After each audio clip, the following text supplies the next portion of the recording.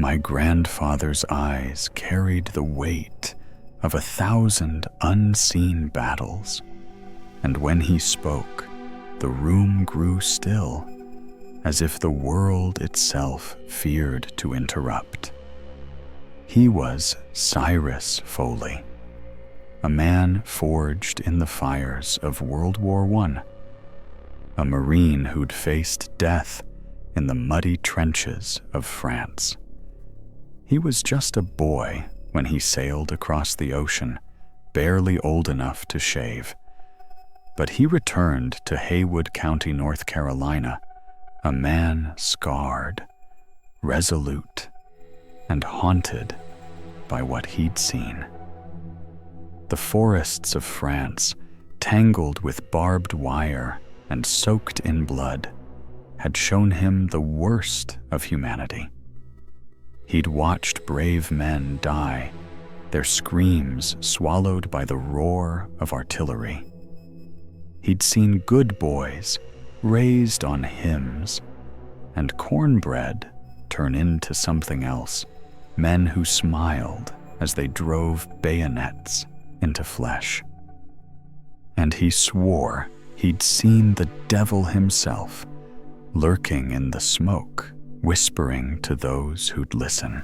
Cyrus believed in forces beyond the veil, good and evil, locked in eternal struggle. Every man's got two seeds. In his mind, he'd tell me, his voice low, like he was sharing a secret the world wasn't ready for. One's planted by God, the other by something darker. You don't choose the seeds, but you choose which one you water. He watered the good seed every Sunday, sitting in the pews of our little church, hands clasped so tight, his knuckles turned white. Some days, he'd stay long after the congregation, left praying, wrestling with questions no preacher could answer. Why did men kill? Why did evil bloom in whole hearts that once knew love? Those questions clung to him like damp fog on the Appalachian hills. When he joined the Haywood County Sheriff's Department, Cyrus carried that same resolve. He'd seen evil in war, but he found it here too, in the quiet valleys of western North Carolina.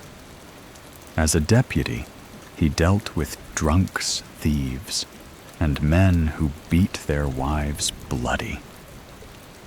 He had stories that could make you laugh until your ribs ached, tales of moonshiners outsmarting the law, or bar fights over a spilled jar of whiskey.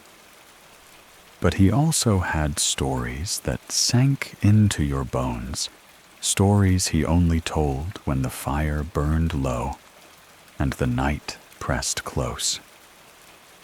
I was 14, maybe 15, when I begged him to tell me the spookiest thing he'd seen as a deputy. His eyes darkened, and for a moment I thought he'd refuse. But then he leaned forward, and the story he told me about a man named Lenny Milan and a woman he called Lily Beth made the world feel colder, darker, like a shadow had settled over everything. Cyrus's life as a deputy wasn't just about locking up troublemakers. It was about understanding people, reading the lines etched in their faces, the secrets hidden in their silences. He'd walk the streets of Waynesville, his boots crunching on gravel, tipping his hat to old ladies who'd known him since he was a boy. But he never forgot the war. The memories were there, in the way he flinched at loud noises, in the way he'd stare at the horizon, as if expecting an enemy to emerge from the trees. He told me once about a friend, a kid from Tennessee, who'd run into no man's land to save a wounded soldier. They'd almost made it to a crater, a shallow promise of safety, when a German shell tore them apart. Cyrus said he saw the devil, then laughing in the smoke. That moment shaped him, made him believe that evil wasn't just a choice. It was a presence, a force that could twist a man's soul if he let it. His faith kept him grounded. Every Sunday, he'd put on his best suit, the one he'd worn to his wedding, and sit in the front row of the church. He'd sing hymns with a voice that rumbled like distant thunder. But his prayers were silent, fervent. He wasn't praying for himself. He was praying for the world, for the people he'd seen, broken by their own hands. He'd tell me, "Son, you gotta tend to the good in you every day.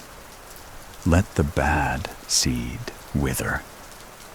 But even Cyrus, with his iron will and unshakable faith, couldn't escape the stories that haunted him.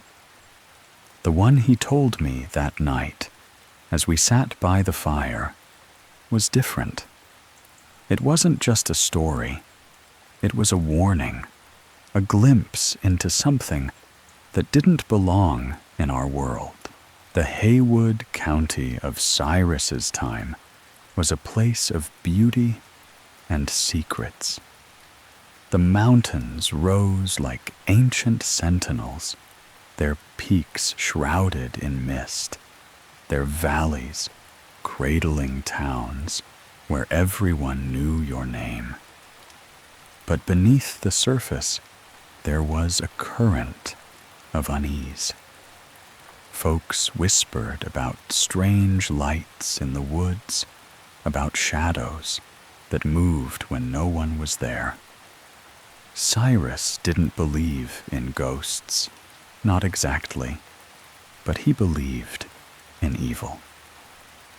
He'd seen it in the eyes of men who'd killed for no reason, in the trembling hands of those who'd lost themselves to drink or rage. And he saw it in Lenny Milan, the man who walked into the sheriff's office one October morning, his eyes wild with terror, begging to be locked up or shot. That story, the one about Milan and Lilybeth, wasn't just about a crime. It was about something older, something that lingered in the mountains, like a curse. Cyrus told it with a heaviness I'd never heard before, as if the words themselves carried a weight he couldn't shake.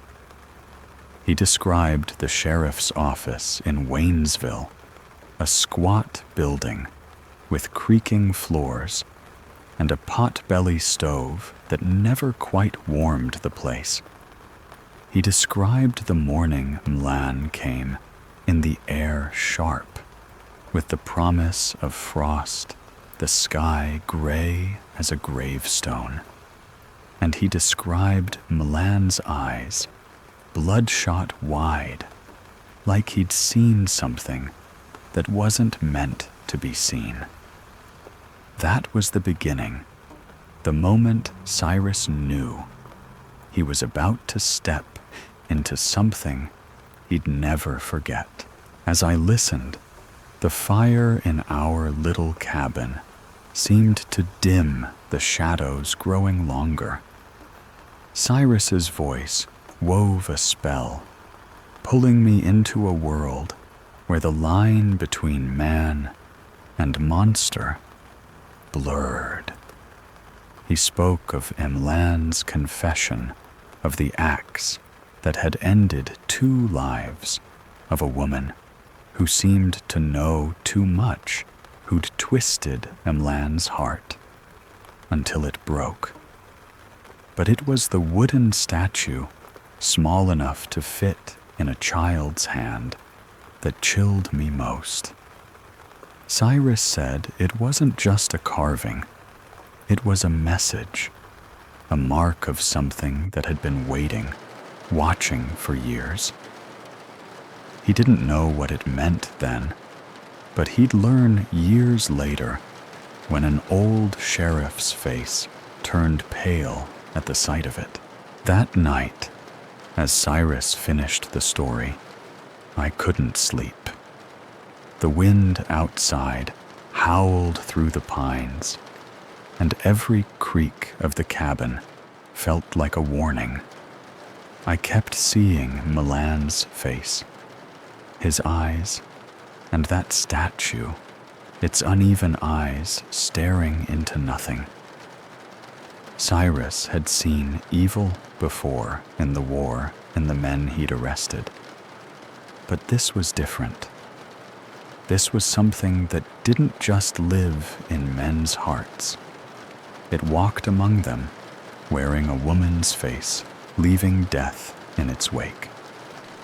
And I knew as I lay there in the dark that I'd never look at the mountains the same way again. The air in Waynesville, that October morning, was sharp enough to cut, but nothing was colder than the look in Lenny Emlan's eyes as he staggered into the sheriff's office, begging for death. It was 1923, and Haywood County was still waking from the slumber of a quiet weekend. The leaves had turned crimson and gold carpeting the hills in a fleeting blaze of beauty. But inside the sheriff's office, where Cyrus Foley sat sipping his second cup of coffee, the world was about to unravel. Mlan's arrival wasn't just a disruption. It was a fracture, a crack in the fragile peace of a small town that thought it knew its own shadows. Cyrus had been up since dawn, his routine as steady as the mountains. He'd showered, eaten a plate of biscuits and gravy, and driven his battered Model T to the office in Waynesville. The place was a relic, its walls stained with years of tobacco smoke, its windows rattling in their frames. He'd opened the office at 7:00 a.m., expecting a slow day, maybe a call about a lost cow, or a drunk sleeping it off in a ditch. But then Emlan came through the door, his stocking feet bloody from walking miles down Highway 276, his voice a ragged plea. "Lock me up, or shoot me. I've killed them. My wife, my baby girl." Cyrus knew drunks. He'd seen them stumble in spinning wild tales to get a warm cell for the night. But Mlan wasn't just drunk. His eyes were too wide, too alive with fear, like he'd stared into the abyss, and it had stared back. His hands trembled as he gripped the edge of the desk, his knuckles white, his breath sour, with moonshine and despair. Cyrus didn't cuff him, didn't lock the cell door. He just sat, Mlan down, gave him a cup of water, and listened as the man's story poured out a confession so horrific it seemed to suck the warmth from the room. Lenny Mlan was a sawmill worker, a quiet man who lived in Woodrow, a speck of a town nestled in the hills. He wasn't rich, wasn't educated, but he loved his wife, Sarah, and their infant daughter, Ellie. They were his world. He said his reason to drag himself through 12-hour shifts at the mill. But 2 months before that October morning, something changed. Mlan was walking home, his boots heavy with sawdust, when he saw her, Lily, Beth, standing by the roadside, her red hair catching the last light of the sun. She was beautiful, he said, in a way that hurt to look at. Her eyes green, as spring leaves seemed to see right through him, peeling back his skin to the raw, aching parts of his soul. That first day, they only smiled at each other, a fleeting moment that left Mlan's heart racing. But the next day, she was there again, and they talked. She knew his name, knew things about him. He'd never told anyone how he'd always wanted to leave Woodrow, how he felt trapped by the weight of his life. Her voice was like honey sweet and slow, wrapping around his thoughts until they weren't his own anymore. By the end of the week, Mlan was counting the hours until he could see her again, his mind consumed by her laughter, her touch, the way she made him feel like he was more than a tired mill worker with calloused hands. For weeks, they met on that same stretch of road. Lily Beth seemed to know him better than he knew himself. She'd say things that made his chest swell, promises of a life where he could be free, where he could be hers. "You're meant for more, Lenny," she'd whisper, her breath warm against his ear. "You're meant for me." He tried to fight it, to remember Sarah's gentle smile, Ellie's tiny fingers curled around his thumb. But Lily Beth was a tide pulling him under, drowning him in a love that felt like madness. He told her he loved her, the words spilling out like blood from a wound, and for a moment he thought she'd say it back. But Lily Beth's smile faded. She reminded him he was married, that Sarah and Ellie stood between them. "They are your chains, Lenny," she said, her voice soft but unyielding. "If you want me, you have to set them free." She spoke of heaven, of a place where Sarah and Ellie could live forever, free of sin, bathed in light. It made sense to Mlan in a twisted, feverish way. He saw himself as a surgeon performing a necessary act, brief and bloody, to save them all. Lily Beth's words were a spell, and he was her willing captive, ready to do anything to keep her. The night of the murders, Mlan waited until Sarah and Ellie were asleep, their bodies curled together in the bed they shared. He took an axe from the woodshed, its handle worn smooth by years of use, The moonlight spilled through the window, painting their faces in silver, and for a moment he hesitated. But Lily Beth's voice was in his head, urging him on, promising a future where they'd be together. The axe rose, fell again, and again, until the room was a slaughterhouse, blood pooling on the floor, the air thick with the coppery stench of death.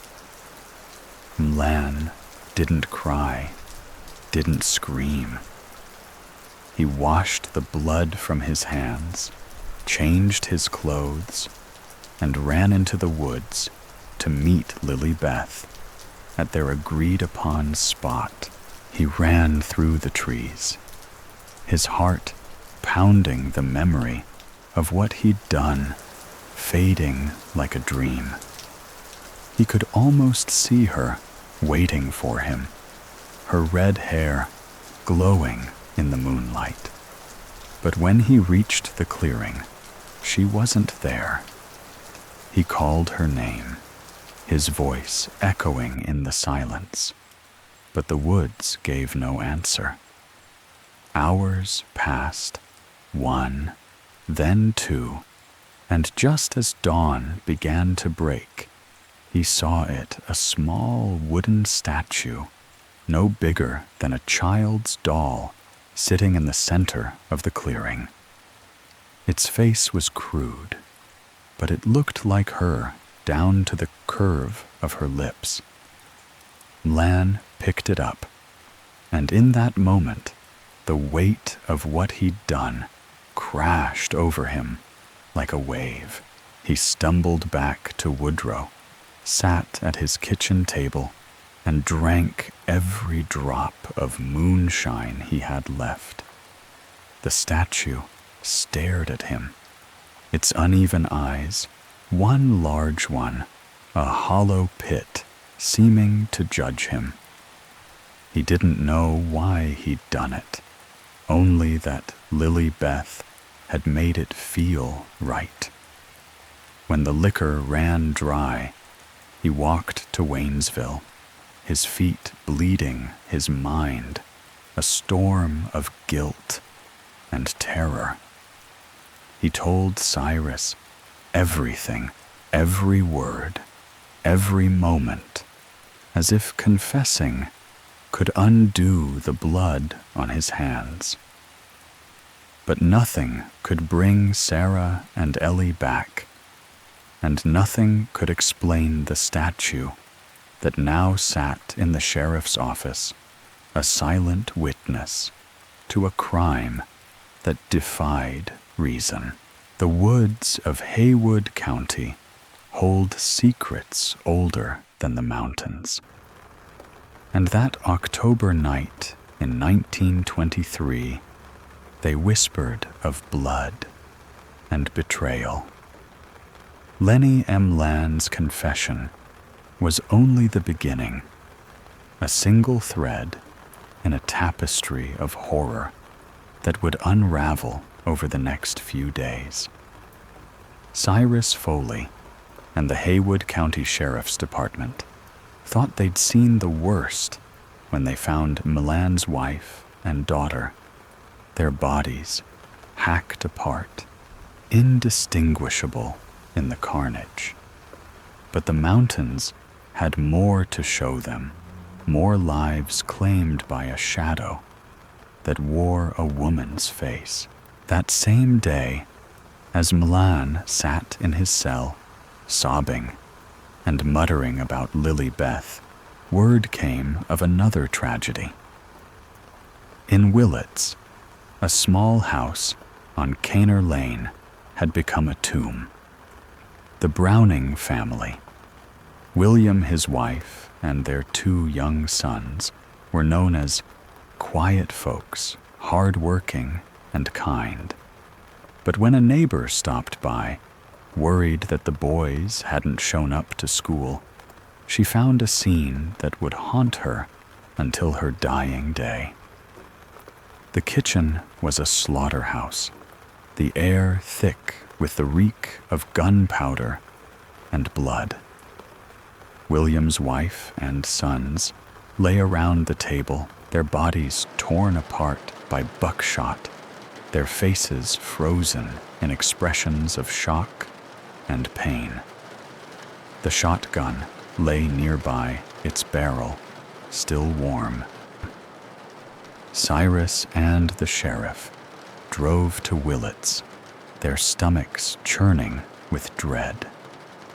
They found William Browning's body not far from the house near Moonshine Creek.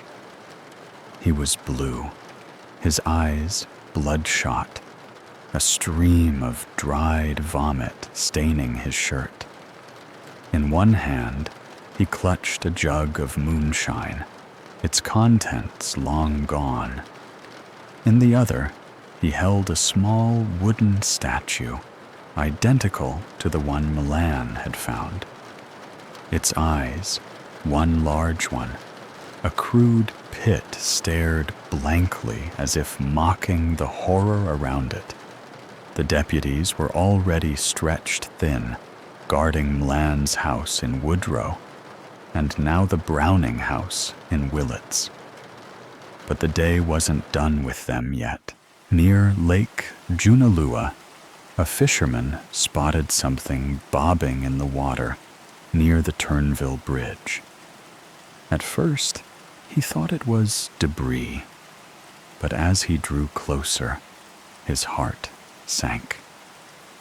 It was a body pale and broken, its neck twisted at an unnatural angle. The boy was Arlo Mackmore, a local known for his quiet demeanor and skill with a hunting knife.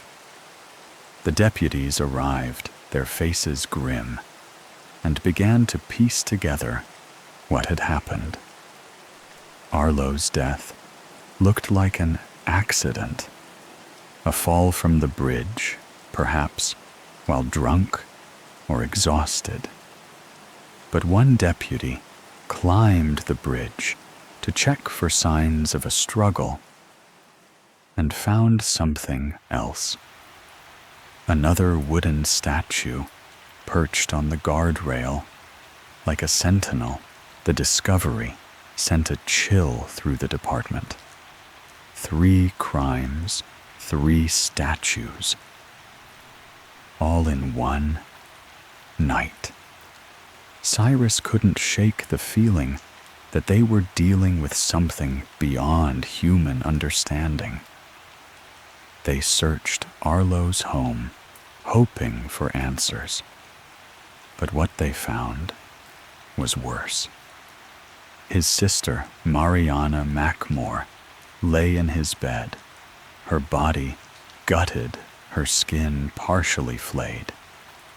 Arlo had started something horrific and stopped halfway, as if some shred of humanity had pulled him back. He'd walked to the bridge, and whether he jumped or fell, no one could say. But the statue was there, watching its uneven eyes, a silent accusation. The statues became the thread connecting the crimes. Each was small, carved from dark wood, with a face that seemed almost alive. Cyrus held one in his hands, turning it over, feeling the weight of it, not just physical, but something deeper, something that made his skin crawl. He wondered if the statues were a message, a warning, or a curse. The sheriff thought it might be a group of women, each manipulating a different man, but that didn't explain why nothing was stolen, why the only motive seemed to be death. Emlan had spoken of Lily Beth, but Browning and Mackmore were dead their secrets buried with them. The department worked tirelessly, combing the hills for answers. They questioned neighbors, searched the woods. But Lily Beth was a ghost. No one had seen a red-haired woman with green eyes.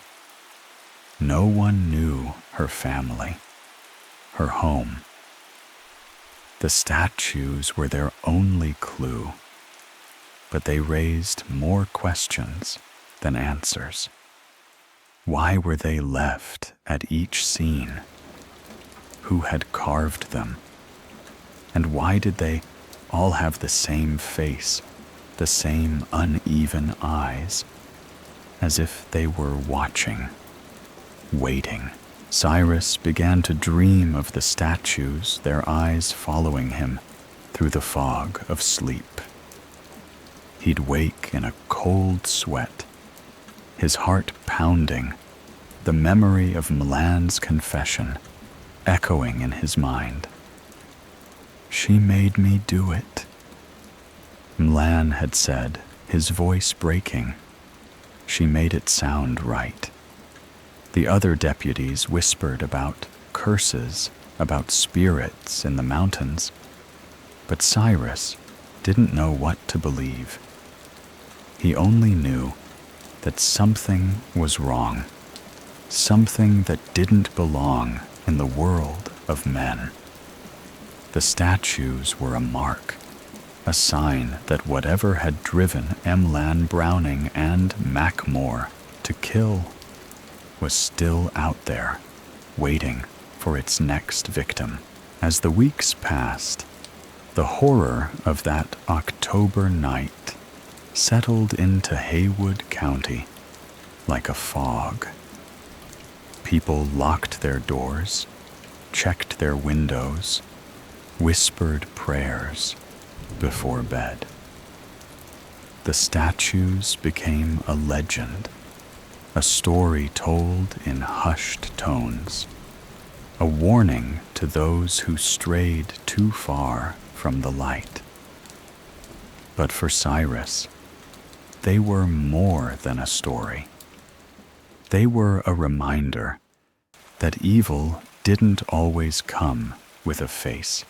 You could see it could wear a smile, speak in a voice like honey, and leave behind a statue that stared into your soul. The truth about Lily Beth and the wooden statues didn't come to Cyrus Foley until years later, when an old sheriff's face turned pale at the sight of a doll no bigger than a child's hand. The Haywood County Sheriff's Department had worked themselves to the bone after that October night in 1923, chasing shadows, knocking on doors, searching for a woman who didn't seem to exist. Lenny M. Land's trial came and went, his confession sealing his fate. He swore he'd acted alone, that Lily Beth was just a dream, a delusion. The judge didn't care about statues or red-haired women. He cared about justice, and justice meant the electric chair. Milan didn't fight it. He wanted to die, to escape the nightmares that woke him, screaming the faces of his wife and daughter, staring at him from the dark. Cyrus watched him go, a broken man who'd lost everything to a voice in the woods. But the questions lingered, gnawing at Cyrus like a splinter under his skin. Who was Lily Beth? Why had 3 men in 3 different towns killed their families on the same night? And what did the statues mean, with their uneven eyes and silent judgment. The investigation stretched on for months, then years. Deputies went door to door asking about a woman with red hair and green eyes, but no one knew her. It was as if she'd stepped out of the mountains themselves, a specter born of mist and malice. The sheriff clung to the idea of a conspiracy, a group of women working together, but there was no evidence, no stolen goods, no witnesses, nothing but the statues. They were locked away in evidence, except for one, which Cyrus kept wrapped in cloth, a reminder of the case that wouldn't let him go. Life moved on in Haywood County, but the scars remained. People told stories about the murders, about the statues, about a woman who could twist a man's mind with a smile. Cyrus heard the whispers, saw the fear in people's eyes, and wondered if they were right to be afraid. He worked other cases, arrested other men, but the memory of that October night was always there, a shadow at the edge of his vision. He'd sit in church, praying for answers, but none came. Until one day, years later, when he visited an old sheriff who'd seen things Cyrus couldn't imagine. The old sheriff was a relic of Haywood's past, a man who'd been deputy in the 1890s when the county was wilder, rougher. Cyrus went to him for advice, but the conversation turned to the murders of 1923. He told the story from start to finish, every detail, every horror. Then he pulled out the statue, unwrapped it, and handed it to the old man. The sheriff's face went white, his hands trembling as he held the doll, its eyes, one large one, a pit, staring up at him. He asked Cyrus to repeat the names of the killers, Mlan, Browning, Mackmore. Then he asked about Mlan's mother's maiden name. Was it McCrae? Cyrus nodded, and the old sheriff's story poured out a tale of blood and vengeance that tied the past to the present. In the 1890s, a spinster lived on the outskirts of Waynesville, a woman who sold flowers and kept to herself. She was young, no older than 40, but the town saw her as strange, solitary. One night, after selling her flowers and buying a bottle of whiskey, she was found dead, stripped, violated, and shot through the eye. The deputy, now the old sheriff, had investigated, knocking on doors, chasing leads.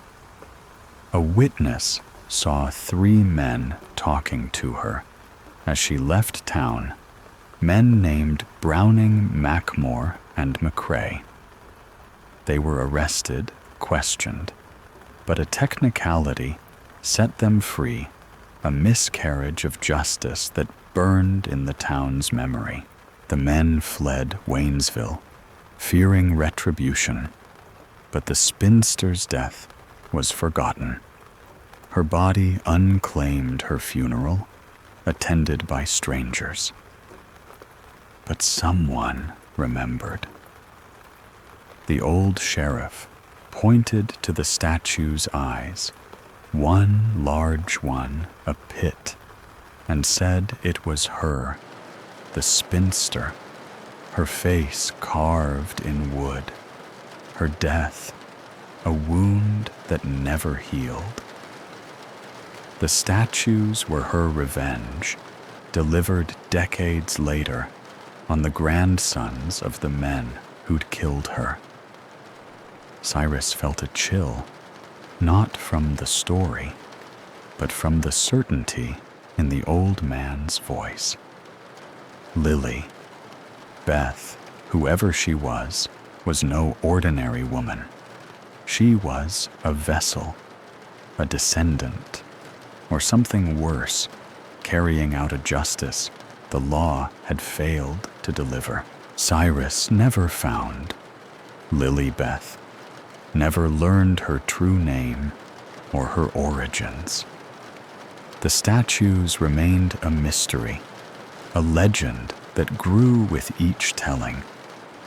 But he carried the truth with him, a weight heavier than any badge. The mountains were alive with secrets, with debts that lingered across generations.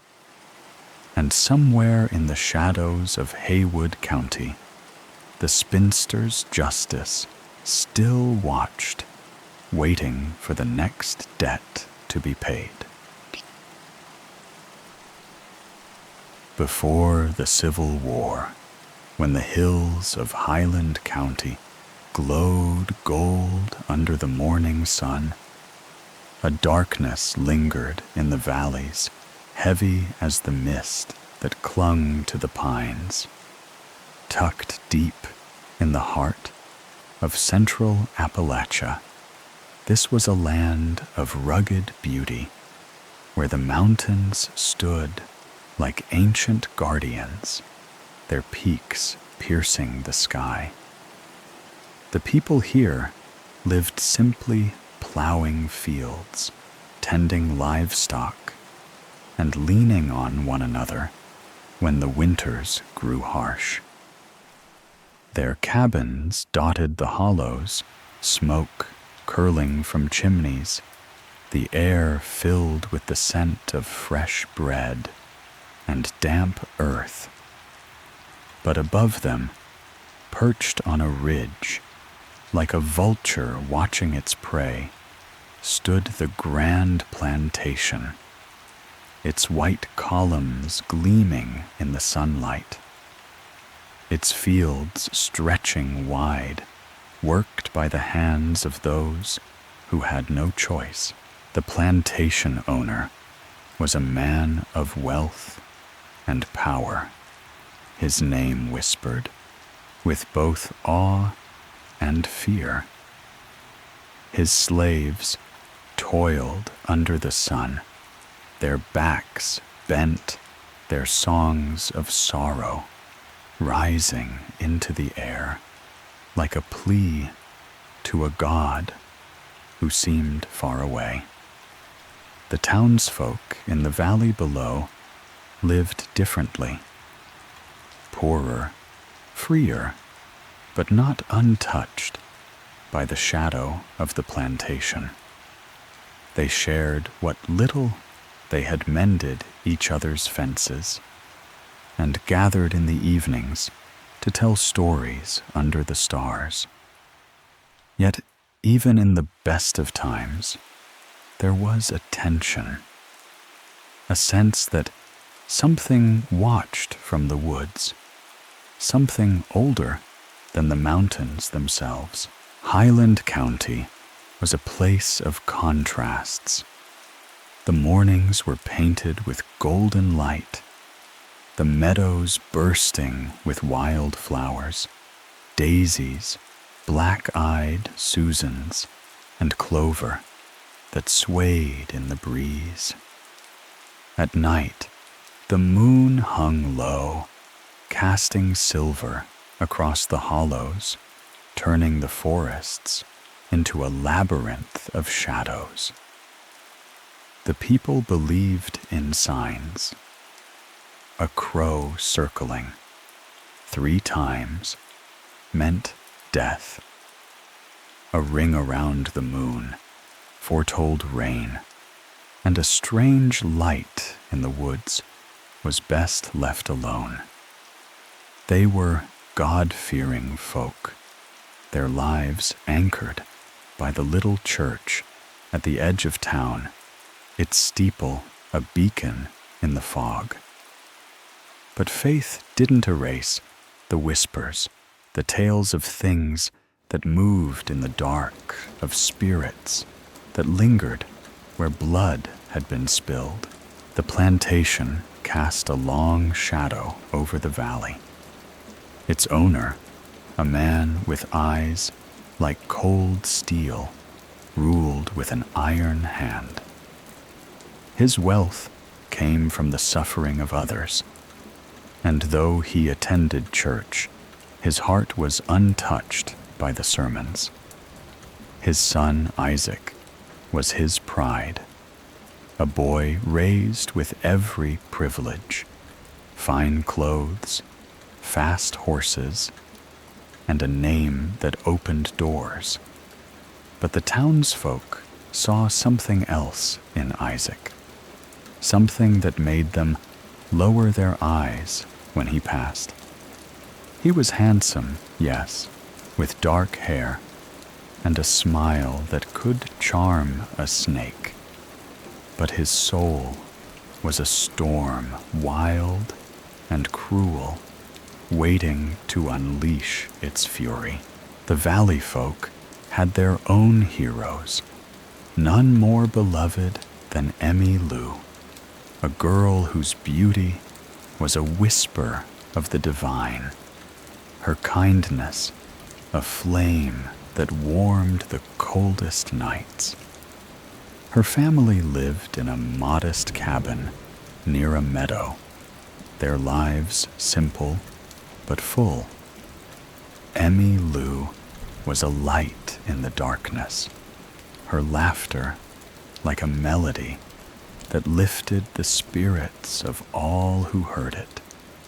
She'd walk through town, her golden hair catching the sun, her blue eyes bright with a warmth that made even the weariest soul feel seen. But the plantation's shadow reached far, and soon it would fall over Emmylou, bringing with it a terror that would echo through the hills for generations. The people of Highland County knew the stories of their land. They spoke of a time when the mountains were young, when spirits walked freely, bargaining with men who dared to listen. They told of a woman who'd lived alone in the woods, her eyes glowing like embers, her voice a lure that led men to ruin. These were tales told by firelight, meant to scare children into obedience. But there was truth in them, a truth that lingered in the air like the scent of rain before a storm. And in 1859, as the nation teetered on the edge of war, that truth would find its way to Highland County, carried on the breath of a boy named Isaac and a girl named Emmylou.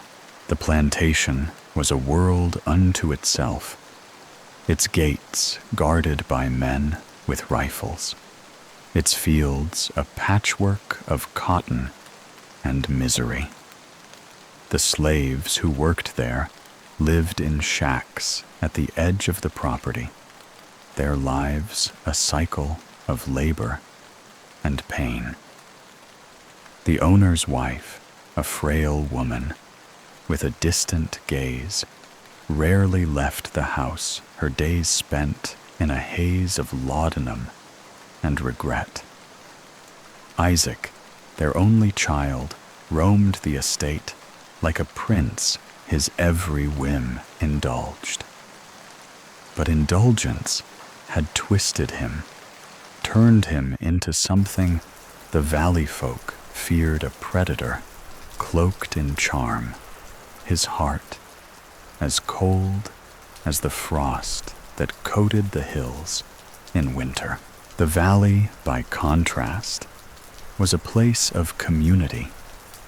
Families shared harvests, helped build barns, and gathered for dances when the moon was full.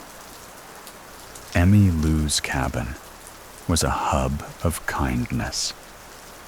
Her mother baking bread for the hungry, her father fixing tools for neighbors.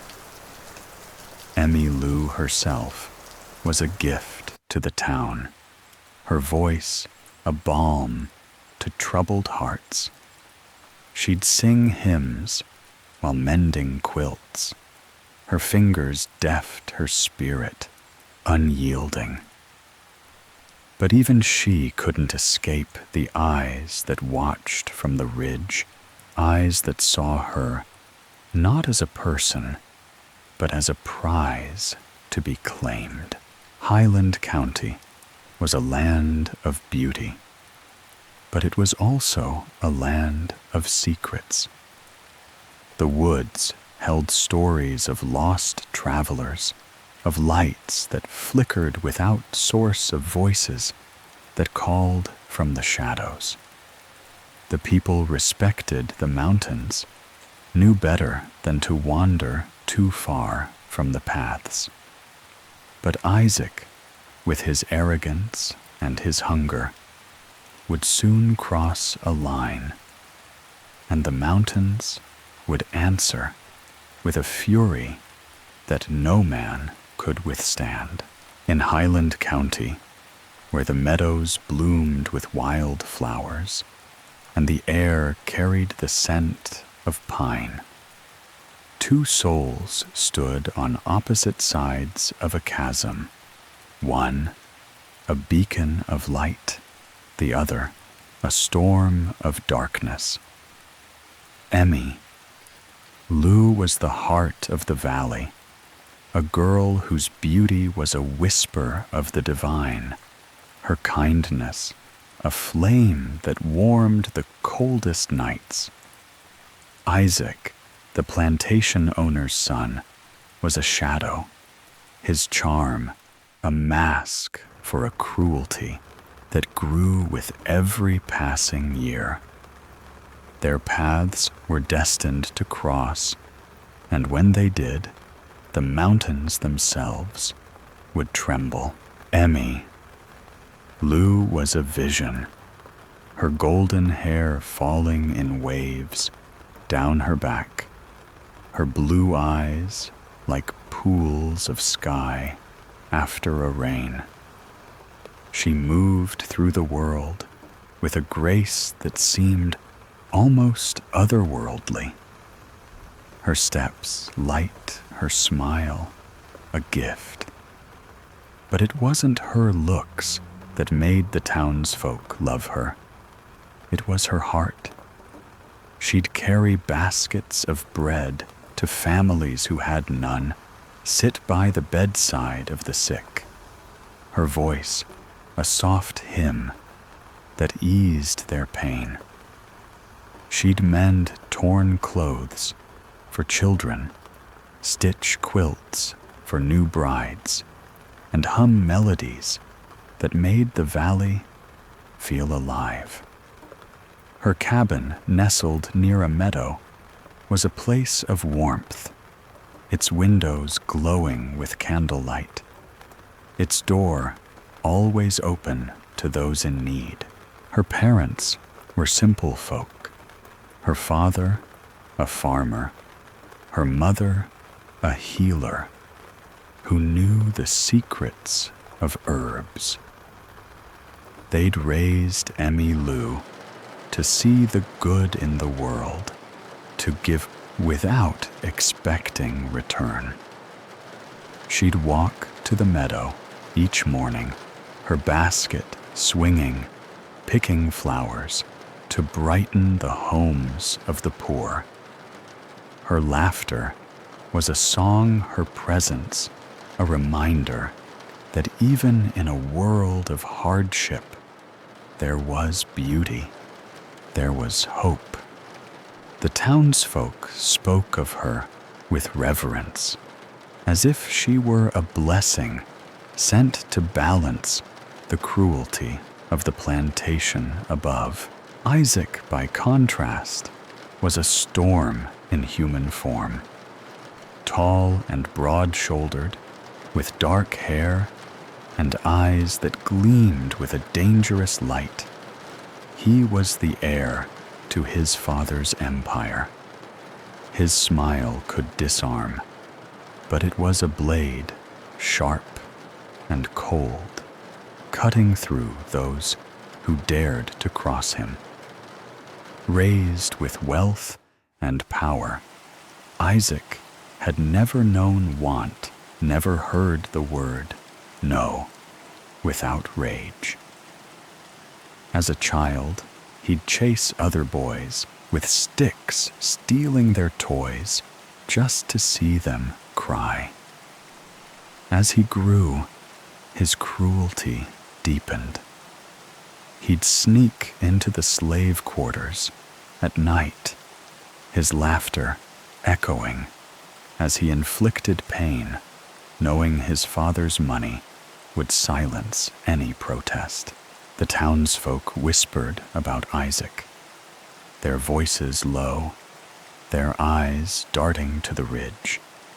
They spoke of things too dark to name, animals found mutilated in the woods, girls who'd fled his advances, their faces pale with fear. He was a predator, cloaked in privilege, his hunger growing with each act of cruelty.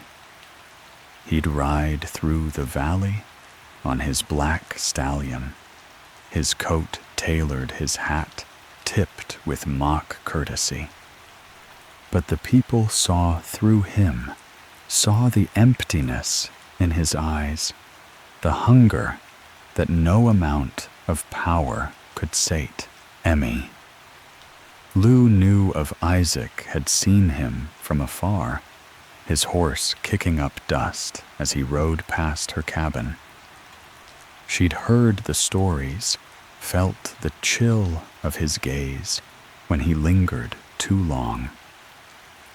But she was unafraid, her faith a shield, her heart a fortress. She believed in goodness, in the power of love to heal even the darkest souls. The townsfolk warned her to stay clear of the ridge, to avoid the plantation's shadow, but Emmy Lou was not one to live in fear. She walked the meadows with her head high, her basket full of flowers, unaware that Isaac's eyes had found her, and his hunger had a new target. Isaac's life was one of excess. He dined on fine meats, drank wine from crystal goblets, and slept in a bed draped with silk. But nothing satisfied him. The more he had, the more he wanted, and what he wanted now was Emmy Lou. He'd seen her in the valley, her golden hair catching the sun, her laughter floating on the breeze. She was everything. He was not pure, kind, untouchable. And that made him want her more, not with love, but with a desire to possess, to break, to make her his. He began to watch her, hiding in the shadows of the woods, his eyes following her every move. He'd stand at the edge of the meadow, his heart pounding, imagining her in his arms, her light dimmed by his touch. The townsfolk noticed his absence from the plantation, saw the way his horse lingered near the valley. They whispered warnings to Emmy. Lou's parents urged them to keep her close. But Isaac was clever, his charm a weapon, and he knew how to bide his time. Lou continued her routines, oblivious to the danger. She'd sing as she worked, her voice carrying across the hills a melody that seemed to soothe the very earth. Her kindness was her strength, but it was also her vulnerability. And Isaac saw it, saw the way she trusted, the way she loved. He began to dream of her, his sleep haunted by visions of her face, her voice, her body. But his dreams were not of love. They were of conquest, of taking what he wanted, of leaving her broken in the meadow, her light snuffed out. The valley folk sensed the coming storm. They prayed in the church, their voices rising in hymns, asking for protection. They knew Isaac's hunger, knew the darkness that lived in his heart. But Lou, with her unwavering faith, believed that goodness would prevail. She was wrong, or so it seemed, for Isaac's hunger was a fire, and it was about to consume everything in its path. Isaac's heart was a furnace, burning with a rage that only Lou could quench. And in the shadows of Highland County, he wove a plan as black as the coal beneath the hills. He'd been humiliated, his pride wounded when Lou, with her gentle voice and unyielding spirit, had turned him away. She was the one thing he couldn't have, and that refusal had ignited a fury that consumed him. He'd have her by force, if necessary, and the meadow where she picked her flowers would be the stage for his vengeance. It began with a proposal, a moment that should have been tender, but was instead a clash of wills. Isaac had ridden to Lou's cabin, his black stallion snorting in the morning air, his coat pressed, his hat tilted, just so. He found her on the porch, mending a quilt, her fingers moving with a grace that made his chest ache. He dismounted his boots, heavy on the wooden steps, and offered her a smile that didn't reach his eyes. "Good morning, Lou," he said, his voice smooth as silk. He told her she was the prettiest girl in Highland County, that any woman would kill to be in her shoes. Then he asked for her hand, promising a life of luxury in the plantation house, a world of silk dresses and endless comfort. Lou paused, her needle still, her eyes meeting his. She saw through him, saw the hunger behind his charm, and her voice was steady as she spoke. "I'm flattered, Isaac, but I don't love you. I can't marry a man I don't love." Her words were a blade cutting through his pride, and his face flushed red, his fists clenching. He repeated his offer, his voice rising, reminding her of his wealth, his power, the life she was throwing away. But Lou was unmoved. Maybe others would want that life, she said, but I won't wed for less than true love. Isaac's rage was a living thing clawing at his insides. He stormed off his horse, galloping up the ridge, leaving a trail of dust and scattered chickens. The valley folk watched their hearts heavy, knowing Isaac wasn't one to let a slight go unanswered. Emmy Lou returned to her quilt, her hands steady, her faith unshaken. But Isaac, in the silence of the plantation house, began to brood his anger, festering like a wound that wouldn't heal. Over the next days, he crafted his plan, a scheme born of spite and pride. He knew Emmy Lou's habits, knew she loved the meadow where she'd pick flowers each morning, her basket swinging her voice, a soft hymn. The meadow was secluded, hemmed in by trees, its wild flowers a riot of color, daisies, clover, and black-eyed Susans. It was the perfect place, a trap where no one would hear her scream. He'd wait until she was alone, then take her by force, silencing her with a blade across her throat. To cover his tracks, he'd leave cotton staples on her body, pointing the blame at one of his father's slaves.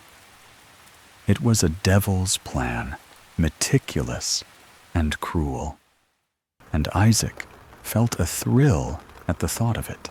He began to prepare his movements, secretive, his eyes darting to the valley below. He'd ride to the meadow at dawn, hiding in the trees, watching her from the shadows. His knife, a gleaming thing with a bone handle, was sharpened until it could slice through flesh like butter. He imagined her fear, her pleas, and it fed his hunger, made him feel alive. The plantation was quiet. His father distracted his mother, lost in her haze. No one noticed Isaac's absence. No one saw the darkness growing in his heart. The morning of his plan, the sky was clear, the air warm with the promise of summer. Emmy Lou set out for the meadow, her basket empty, her heart light. She wore a simple dress, her hair loose, her steps unhurried. The meadow was a paradise, its flowers swaying in the breeze, bees humming, birds singing in the trees. She sang as she picked her flowers, her voice a melody that seemed to bless the earth itself. She knelt among the blooms, her fingers gentle, tucking daisies and clover into her basket, unaware of the eyes watching from the tree line. Isaac was there, crouched low, his breath shallow, his knife gripped tight. He'd followed her, silent as a shadow, his heart pounding with anticipation. The meadow was empty, the valley folk far away, the plantation a distant speck on the ridge. This was his moment, his chance to take what he'd been denied. He watched her move her golden hair, catching the sun, her voice a siren's call, that both drew him in and enraged him. He tensed, ready to spring, his muscles coiled his mind, a haze of desire and rage. But then the sky changed. A gray cloud rolled in sudden and heavy, blotting out the sun. The air grew thick, the breeze turning to a gust that whipped the grass. A low rumble echoed through the hollow, a warning from the heavens. Emmy Lou glanced up, her brow furrowing. She knew these storms, knew how they could drench you to the bone if you didn't find shelter. Lightning split the sky, a jagged scar of light, and thunder shook the ground, a sound that seemed to carry the weight of judgment. Emmy Lou gathered her flowers, her basket swinging, and ran for home, her dress catching the first drops of rain. Isaac cursed under his breath, his plan unraveling. He'd waited, plotted, and now the storm had stolen his chance. He stood in the tree line, his knife still in hand, his rage a fire that burned hotter with each clap of thunder. He vowed to try again, to find another day, another meadow. But the mountains had other plans, and the heavens were watching their judgment, already written in the clouds. The meadow was silent the next morning. Its flowers bowed under the weight of the storm's rain. But a new horror lay by the wayside, blackened and twisted, a testament to the wrath of the heavens.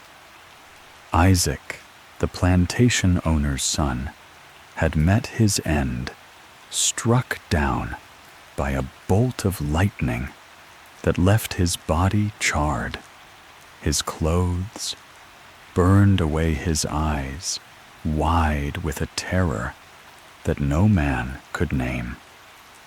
The peddler who found him crossed himself, muttering prayers, his stomach turning at the stench of scorched flesh. Highland County would never be the same, for the mountains had spoken, and their justice was swift. The storm had come and gone, leaving the air cool, the ground slick with mud. The peddler, trudging along the road near the meadow, had thought at first it was a fallen log, a casualty of the wind. But as he drew closer, his heart sank. It was Isaac, or what was left of him, his body twisted, his skin blackened, his face frozen in a scream that never came. The peddler ran to the nearest farm, his voice trembling as he spread the news. Word raced through the county faster than a wildfire, and soon the town square was alive with whispers, with fear, with awe. The valley folk gathered their faces, a mix of shock and relief. Some said Isaac had always been doomed, his cruelty a magnet for divine wrath. Others spoke of Emmy Lou, of how she'd been spared, how the storm had come just as Isaac's plan was set to unfold. The story of his proposal had spread, whispered from porch to porch, and now the townsfolk saw the lightning as a sign, a guardian angel's intervention. Emmy Lou herself stayed quiet, her eyes heavy with a sorrow she couldn't name. She'd been saved, but the weight of Isaac's intent, the darkness he'd carried, was a burden her gentle heart could barely bear. The plantation was thrown into chaos. Isaac's father, the owner, roared with grief, his voice echoing through the house. He sent men to the meadow, demanding answers, but the lightning had left no clues, only a body too ruined to tell its story. His mother, frail and distant, collapsed her laudanum, no match for the loss. The slaves whispered among themselves, their eyes darting to the sky, their songs carrying a new note of hope. The plantation's shadow seemed to shrink, its power diminished by the loss of its heir. The townsfolk told the story in hushed tones, gathering by firelight, their voices low. They spoke of Isaac's cruelty, of how he'd tormented the weak, how he'd planned to take Hailuo by force. They spoke of the storm of the lightning that had struck with a precision that felt alive, deliberate. Mind Isaac, they'd tell their children, who thought he could take what he pleased.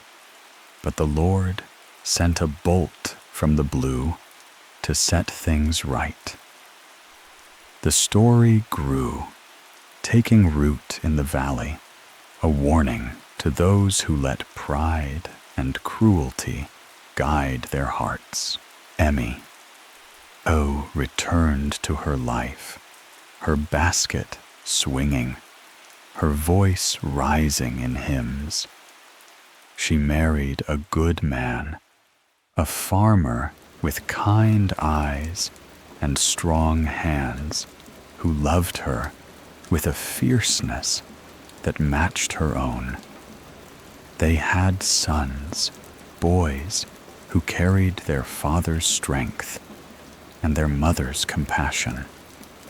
But Hailuo never forgot that day in the meadow, the moment the sky turned gray, the thunder that shook the earth. She believed, until her last breath, that a higher power had stepped in, that the mountains themselves had protected her. The meadow became a place of reverence, its flowers brighter, its air charged with something sacred. The townsfolk would visit, leaving offerings of clover and daisies, whispering prayers for Hailuo, for the valley, for a world where goodness could triumph. The plantation faded its fields, overgrown, its house crumbling under the weight of time. Isaac's name became a curse, a story to scare children, a reminder that no man, no matter how powerful, could escape the justice of the heavens. Highland County moved on, but the story of Isaac and Hailuo endured. It was told by grandmothers to their grandchildren, by preachers in their sermons, by travelers passing through. It was a tale of pride and wickedness of beauty, and goodness of a moment when the Lord stepped in to right a wrong. And in the quiet of the night, when the moon hung low and the wind whispered through the pines, you could almost hear Hailuo's voice singing a hymn that echoed through the hills, a reminder that even in the darkest times there was light. there was hope. There was justice. On a cold January night in 1970, Morgantown, West Virginia, was a town asleep under a blanket of stars, unaware that 2 young lives were about to be snuffed out in the darkness. The streets of this college town, nestled in the heart of Appalachia, buzzed with the energy of youth during the day. But at night, they grew quiet. The only sound the rustle of leaves in the wind, or the hum of a distant car. West Virginia University was the heartbeat of Morgantown, its campus alive with students chasing dreams, their laughter echoing in dorm halls. But on January 18th, 1970, that laughter would turn to silence for 2 freshmen, Merritt Maller and Karen Frell, whose names would soon be etched into the town's darkest chapter. Merritt and Karen were typical college girls, their lives a whirl of classes, friendships, and the thrill of newfound freedom. Merritt, with her bright eyes and quick smile, was studying literature, her nose always buried in a book. Karen, more reserved, had a passion for art, her sketchbook filled with drawings of the mountains that cradled Morgantown. They were inseparable, their bond forged in late-night study sessions and shared dreams of a future beyond the hills. That night, they'd decided to catch a showing of Oliver at a theater in central Morgantown, a rare treat to escape the grind of exams. They laughed through the intermission, buying snacks and chatting with 2 other students, Pet Burns and her boyfriend, Clarence Lewis, in the theater's lobby. The 4 students sat together for the rest of the film, their voices mingling in the dark as they whispered about the songs, the costumes, the story. When the credits rolled, they stepped out into the chilly night, their breath visible in the January air. Willie Street stretched before them, a quiet road lined with old brick buildings and flickering street lights. Merritt and Karen, eager to get back to their dorms, decided to hitchhike a common practice in 1970, though not without its risks.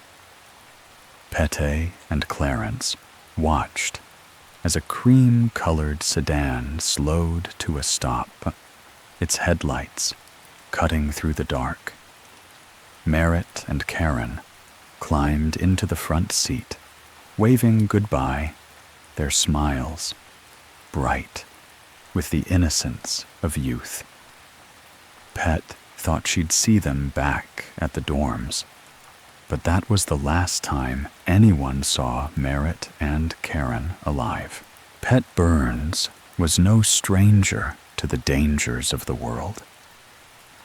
A freshman like Merritt and Karen, she'd grown up hearing stories of the Appalachian Trail, of hikers who vanished into the mountains, their fates whispered about in hushed tones. When she returned to the WVU dorms and found no sign of her friends, a knot of worry tightened in her chest. She checked their rooms, asked around her, voice growing more urgent with each unanswered question. An hour passed, then 2, and still no word. Petta's instincts screamed that something was wrong, something terrible. She called the Morgantown Police Department, her hands shaking as she reported her friends missing, begging them to act. The police, however, were unmoved. They brushed off Pete's concerns, their voices tinged with condescension. College kids, they said, were prone to spontaneous adventures, especially in a town so close to the wilds of Appalachia. Merritt and Karen had only been gone a few hours, hardly cause for alarm. Pete's pleas fell on deaf ears, her fear dismissed as the overreaction of a nervous freshman. The officers assured her the girls would turn up probably within a day or two, laughing off their little escapade. But Pet knew better. She could feel it, a chill that had nothing to do with the January cold, a sense that something had gone horribly wrong. Days passed, and the dorms remained eerily quiet without Merritt and Karen. Petty's worry turned to dread, her nights sleepless, her mind replaying that moment on Willie Street. She saw the sedan in her dreams, its headlights like predatory eyes swallowing her friends into the night. She called the police again, her voice sharper now, demanding action. This time they listened, though reluctantly, as if annoyed by her persistence. They reached out to the girls' dorm mates, their parents piecing together a picture of two bright young women with no reason to disappear. Photographs of Merritt and Karen were released to the public, their smiling faces plastered on flyers alongside details of their last sighting. Two girls climbing into a cream-colored sedan, vanishing into the dark. The town of Morgantown began to stir, the news spreading like wildfire. Students whispered in the halls, their eyes darting to the shadows, their laughter replaced by unease. The Appalachian Trail, so close to the town, took on a sinister edge, its paths now a place of fear rather than adventure. Parents called their children home, warning them against hitchhiking, against trusting strangers. But no one came forward with information, no witness, no clue, as if the sedan had driven off the edge of the world. For 6 long weeks, the case grew cold, the police's initial dismissal haunting Peta, who felt the weight of her friend's absence like a stone in her heart. Morgantown was a town built on resilience, its people shaped by the rugged beauty of the mountains. But this was different. The disappearance of Merritt and Karen was a wound, a reminder that even in a place of community of hope, darkness could creep in. The police issued public appeals, their voices now tinged with urgency, but the silence was deafening. Peta sat in her dorm, staring at the empty beds of her friends, wondering if she could have done more, if she should have stopped them from getting into that car. The town held its breath, waiting for a break, for a sign, for anything that could bring Merritt and Karen back. But what came next wasn't hope. It was horror, a discovery that would sear itself into Morgantown's soul. 6 weeks after Merritt and Karen vanished, a boy picking up trash along US 119 stumbled upon a purse, its contents scattered among the leaves, a grim harbinger of the nightmare to come. Morgantown was no longer the same. The vibrant college town, once filled with the hum of student life, had grown quiet, its streets shadowed by fear. The disappearance of Merritt Mahler and Karen Frell had left a void, a question mark, that hung over West Virginia University like a storm cloud. But that purse, half buried in the dirt, was the first thread in a tapestry of horror that would unravel over the coming days, revealing a crime so brutal it defied comprehension. The boy, part of a cleanup crew, thought at first it was just litter, a forgotten bag, discarded by a careless traveler. But when he opened it, his hands froze, his breath catching in his throat. Inside were Merritt's belongings, a wallet, a hairpin, a crumpled note with her handwriting. He ran to the nearest phone, his voice trembling as he called the police, the weight of his discovery sinking in. The Morgantown Police Department, now under pressure from the community, descended on the site. The purse was no accident. It was a clue, a sign that Merritt and Karen hadn't just wandered off. Something had taken them, something with a purpose, something that left no trace. The discovery lit a fire under the investigation. The police combed the area along US 119, their flashlights cutting through the dusk, their faces grim.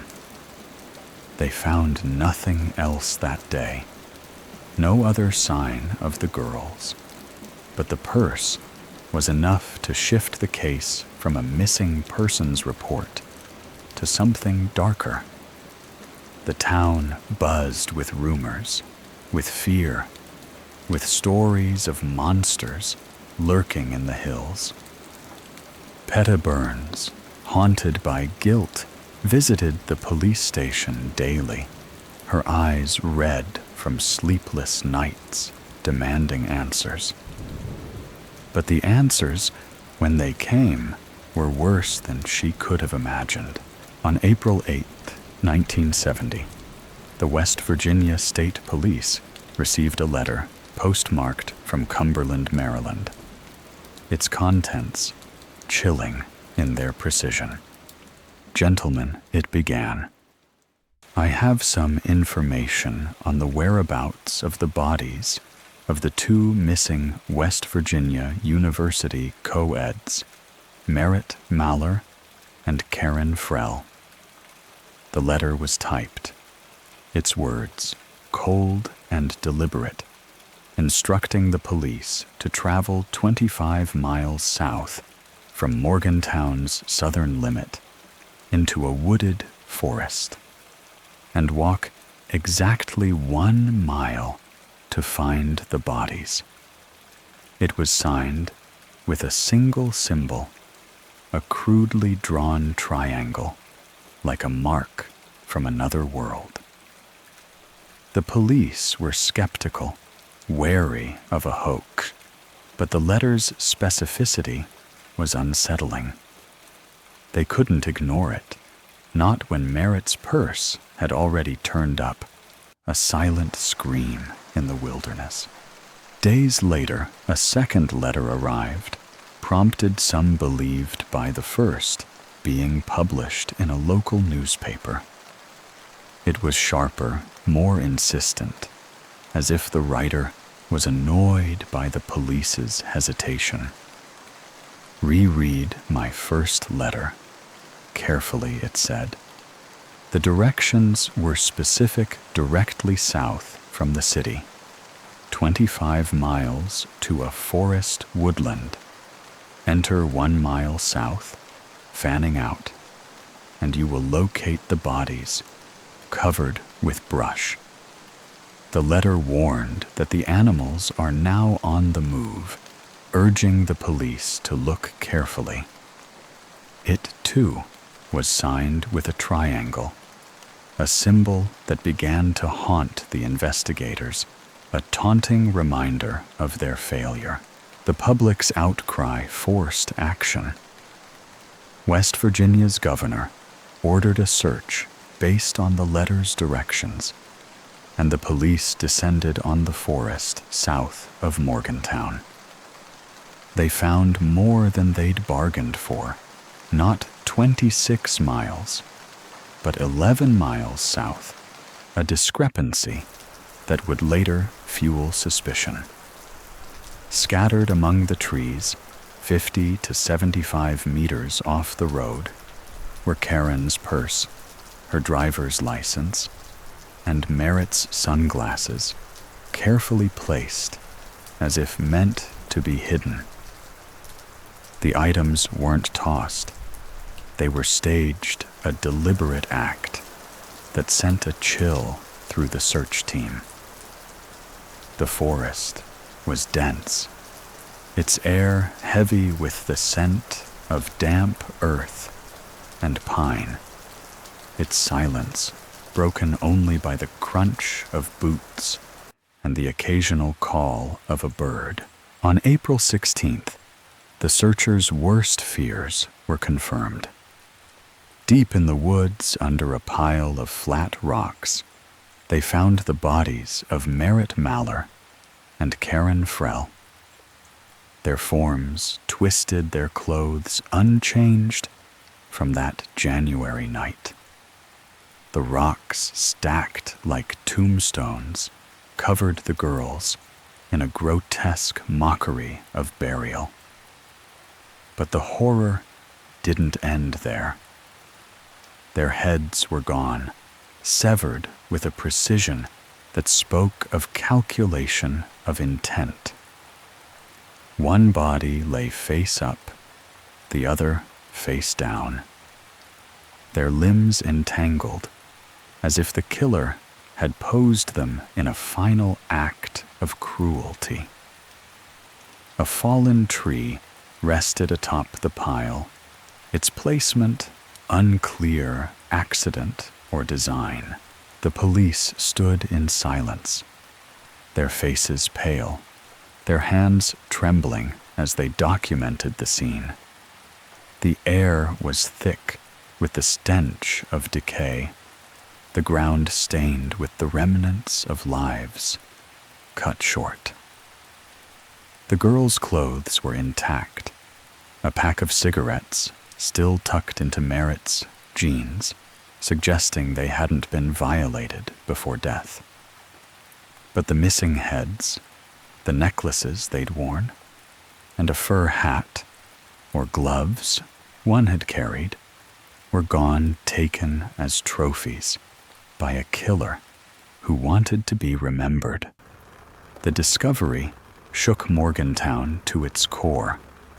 The campus, a ghost town of fear, students clutching each other, whispering prayers. 2 more letters followed, each more brazen, each signed with that cursed triangle. One, sent to the police, gave directions to the severed heads. Strike out de jours southwest for the first head, and 10 degrees southeast for the second. Roughly 1 mile buried not over 1 foot in a mine entrance. Another went to Merritt's parents, a cruel twist of the knife, repeating the directions with a taunting tone. A third letter, dated April 21st, mocked the police's confusion over the mileage error, claiming the bodies had been found, as promised, south of Morgantown. The final letter, sent to Merritt's parents on April 28th, was the most chilling, hinting that the heads were needed for other purposes, a phrase that hung in the air like a curse. The police searched the mine entrance, their flashlights piercing the dark, but found no heads. Instead, they discovered something almost as horrifying: human hairs, a visual match for Merritt, and Karen's woven into a bird's nest near the site. The hairs had been cut, not pulled, suggesting the killer had taken the time to trim them, a grotesque act of care that deepened the mystery. The letters, the rocks, the hairs, they were pieces of a puzzle that refused to fit a message from a mind that reveled in chaos. Morgantown reeled its people, locked in a nightmare. The triangle became a symbol of terror, a mark that appeared in graffiti, in whispers, in dreams. The police were under siege, the public demanding answers, but the letters offered no clarity, only taunts. Who had written them? Was it the killer, or someone playing a cruel game? The forest, once a place of beauty, was now a graveyard, its shadows hiding secrets that Morgantown might never uncover. The forest south of Morgantown held its secrets tight, but the police, driven by the horror of the co-ed murders, vowed to tear them apart, even as the trail grew colder with each passing day. The discovery of Merritt Maller and Karen Frell's bodies, headless and buried under rocks, had shattered the illusion of safety in West Virginia University's sleepy town. The triangle letters, with their mocking tone and cryptic directions, had lit a fire under the investigation. But they also deepened the mystery. Who could commit such an act, and why?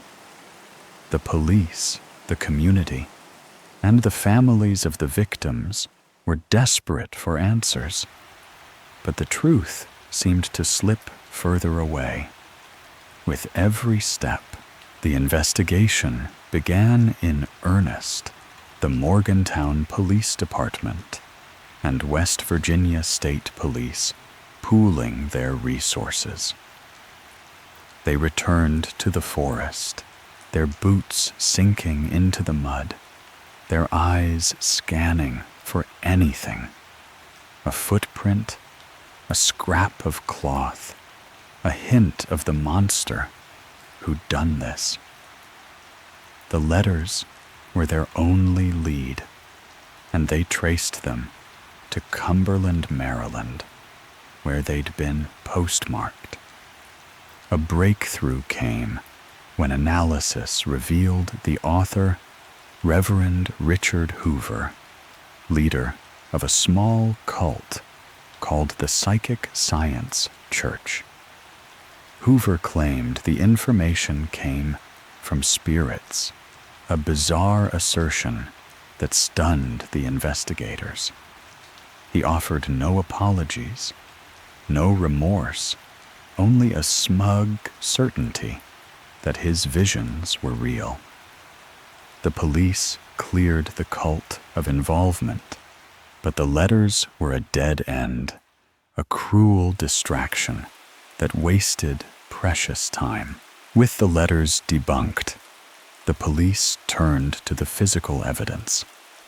The rocks covering the bodies, flat and heavy, had been carried from a nearby creek, a deliberate act that suggested planning. The hairs in the bird's nest, cut with care, hinted at a killer who took pride in their work, who wanted to leave a mark. But the missing heads, the necklaces, the fur items, they were ghosts vanishing without a trace. The police interviewed everyone who'd known Merritt and Karen, from dorm mates to professors, building a timeline of their final hours.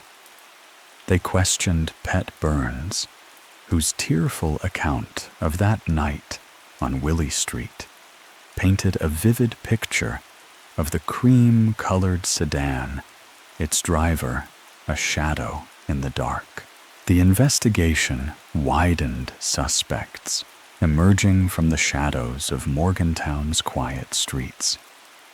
Eugene Clausen, a man with a troubled past, became the first major lead.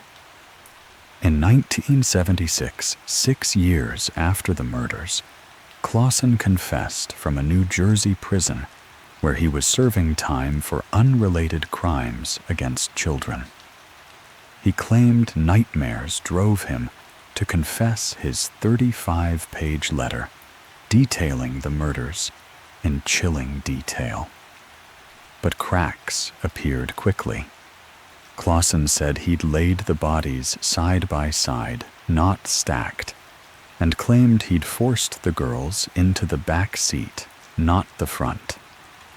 Worse, he described acts of violation that medical evidence disproved his Klinefelter syndrome, rendering such acts impossible. Yet one detail gave pause.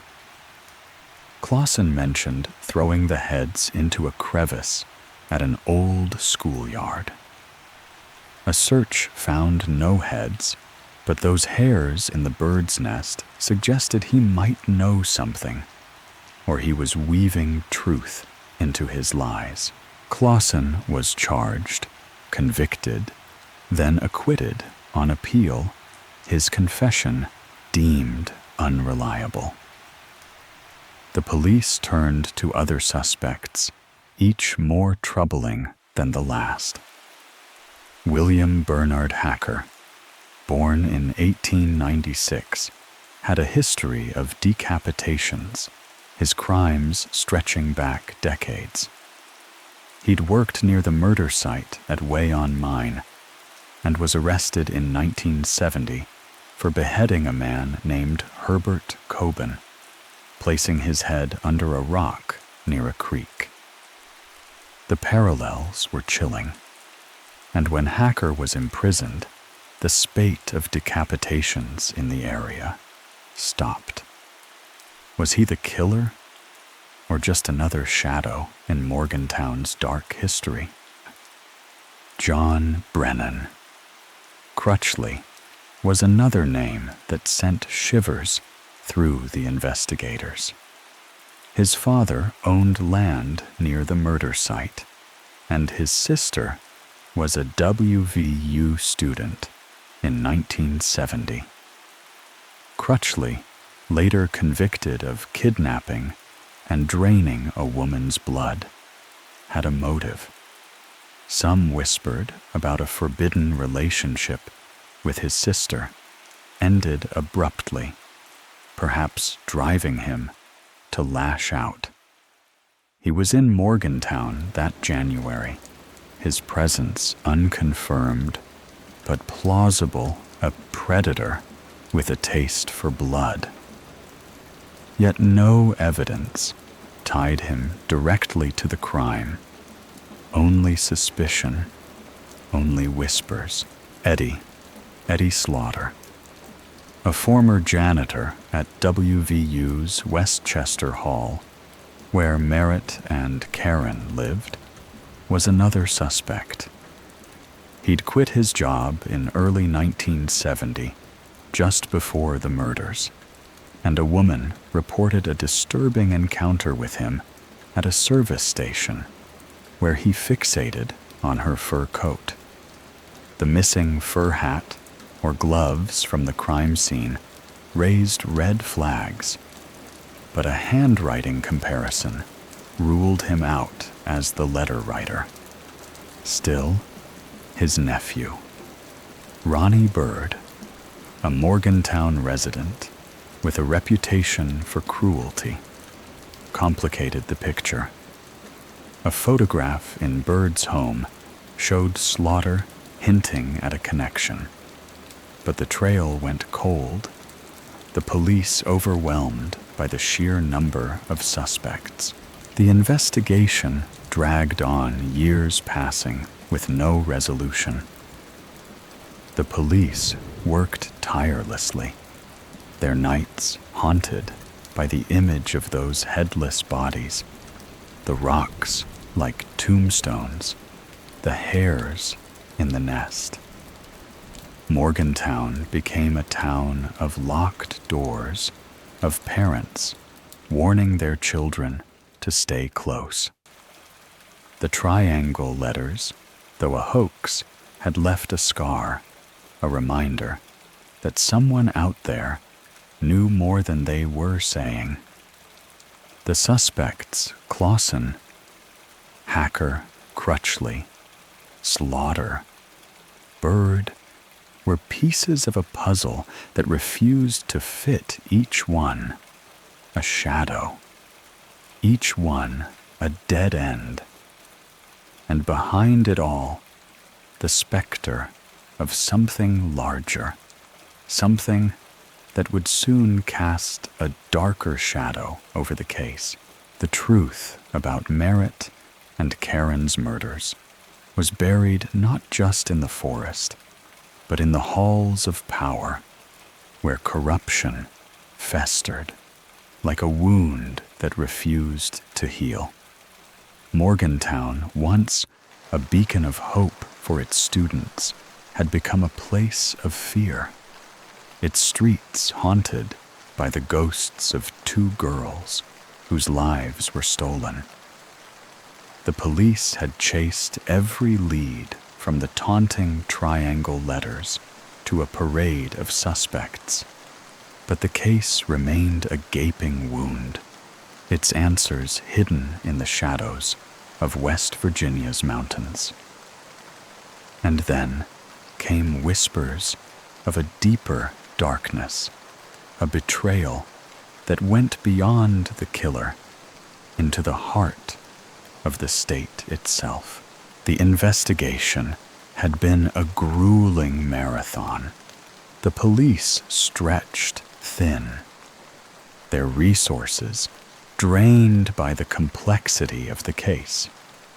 They'd stood over the bodies, their flashlights illuminating the rocks that covered Merritt and Karen, their hearts heavy with the weight of failure. The triangle letters, though traced to a cult, had offered no real clues, only mockery. The suspects, Eugene Clausen, William Bernard Hacker, John Brennan, Crutchley Eddie, Slaughter Ronnie Bird, had each brought hope, then disappointment, their stories tangled in lies, coincidence or silence. The people of Morgantown demanded justice, their voices rising in protests, their eyes searching the hills for a monster who seemed to vanish like mist. But in April 1971, a new voice emerged, one that shook the case to its core. Preston B. Gooden, a West Virginia state trooper stepped forward, his face grim, his words a blade cutting through the silence. He accused the Department of Public Safety of lying about their efforts, of burying leads, of letting politics taint the investigation. Gooden claimed documentary evidence, proof that the state was hiding something, that someone high up was pulling strings to keep the truth buried. He pointed to Sergeant Robert L. Mazingo, a dedicated officer transferred to a distant post after insisting the wrong leads were being followed. Mazingo had been investigating a car bombing, targeting Mongalia County prosecutor Joseph Larita Jr., a man fighting gambling and vice. When he was silenced, his career derailed. Gooden's accusations were explosive. He spoke of a system where promotions were based on connections, not merit, where officers mingled with racketeers, where politics trumped justice. He claimed the governor's office, led by Arch Alfred Moore, was interfering, protecting powerful interests at the expense of 2 dead girls. The car bombing, which left Larita with a mangled hand and a shattered career, was a warning. Gooden set a sign that someone didn't want the truth to surface. The public was outraged, their trust in the state crumbling their anger, a fire that burned through Morgantown streets. Gooden paid a price for his courage. He was dismissed from the state police, charged with insubordination, his life upended for daring to speak out. He sued, claiming his First Amendment rights were violated, and a judge agreed, awarding him a settlement that offered little comfort. But Gooden's words lingered a stain on the investigation, a reminder that the killer wasn't the only enemy. The case grew colder, the years stretching into decades, the names of Merritt and Karen fading into legend, their faces on faded flyers, their story a cautionary tale. In 1990, Arch Alfred Moore's own crimes came to light. He pleaded guilty to 5 felonies: mail fraud, tax fraud, extortion, obstruction of justice, admitting to extorting over $500,000 from a coal company. He'd conspired to derail investigations. Perhaps even the car bombing Mazingo had been probing. His punishment was a mockery, a $3.2 million fine, most of it unpaid, and a 6-year sentence cut to 2 years in prison, followed by 4 months at home. Moore fought to reclaim his law license, claiming he'd been misled, but his pleas were empty. His legacy, one of corruption. Whether he directly interfered in the co-ed murders was never proven, but the shadow of his actions darkened the case, a reminder that justice could be bought, buried, forgotten. The case was reopened in 2006, a faint hope for closure, but no new answers emerged. Eugene Clausen, who died in 2009, was never fully exonerated, his confession a mix of truth and delusion. Hacker, Crutchley, slaughter, Bird each remained a question mark, their guilt or innocence lost in the fog of time.